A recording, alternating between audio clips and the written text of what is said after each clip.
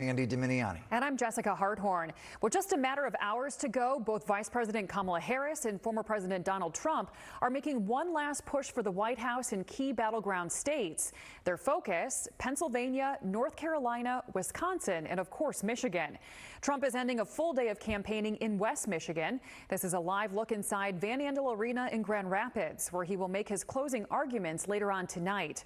Those are scheduled to begin at 10:30 p.m. And News Channel 3's Autumn Pitcher is live in downtown Grand Rapids outside Van Andel Arena tonight, where thousands are awaiting the arrival of the former president. Autumn.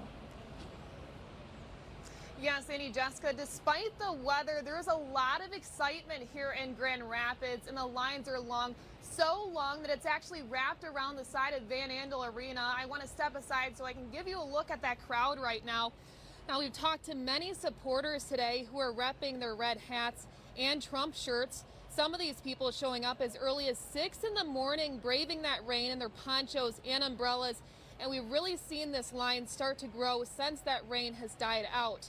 Now, we do know that doors will open at 6:30 p.m. And we also know how crucial Michigan is in this election. And that's why we know former President Trump is doing everything he can to secure last-minute votes.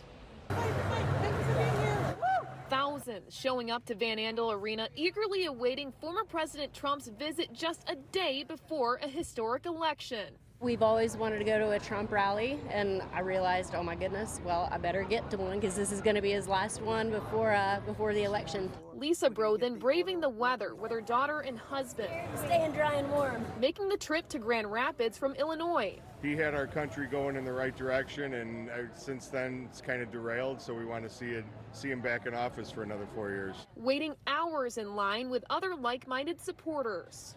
A lot of these Trump rallies, you meet people from all over the United States, and they talk about unity and division and stuff. It's all unity here. It's the third election cycle the former president has held his final rally in Grand Rapids. I definitely think there is some kind of a nostalgia and tradition part of it. Right now, latest polls show there is no clear winner in Michigan.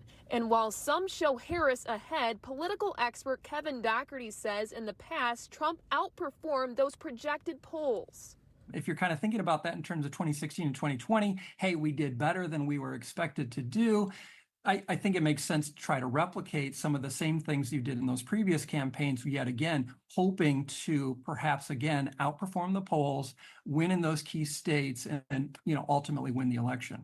All make America great again. Donald Trump, 45-47, hat, sweatshirt. Grand Rapids resident Harry DeMoss is a longtime Trump supporter and says the former president could send a message tonight that's enough to win over last-minute voters. And people that are really border and not quite deciding, if he hammers home a good message, I think he will change those votes that are right on the border.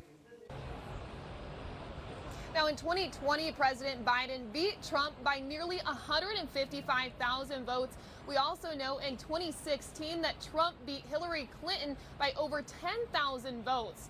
Now, the former president is expected to take to the stage at 10:30 p.m. tonight. We will have full coverage in our shows tonight and tomorrow morning on his speech. Live in Grand Rapids, Autumn Pitcher, News Channel 3. Both vice presidential hopefuls, Ohio Senator J.D. Vance, Republican